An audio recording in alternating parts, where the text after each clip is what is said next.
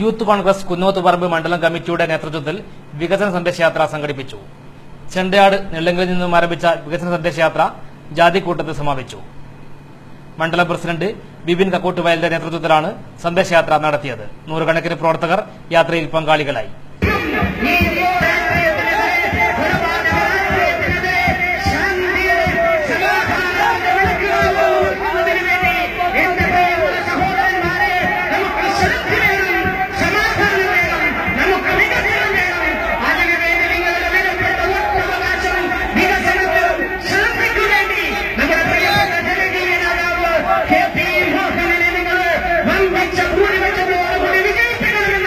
ഇ.ടി. Purushu, P. Shajeesh, PV. Bijeesh, തേജസ് Mukund, TP. Mahmood തുടങ്ങിയവർ നേതൃത്വം നൽകി.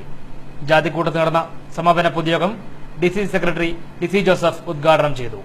കെ.പി. രാമചന്ദ്ര മാസ്റ്റർ അധ്യക്ഷനായി. കൂത്തുപറമ്പ് മണ്ഡലം യു.ഡി.എഫ് സ്ഥാനാർത്ഥി കെ.പി. മോഹനൻ, അസ്ഫർ ഹംസ, സി.വി. അബ്ദുൽ ജലീൽ തുടങ്ങിയവർ പ്രസംഗിച്ചു.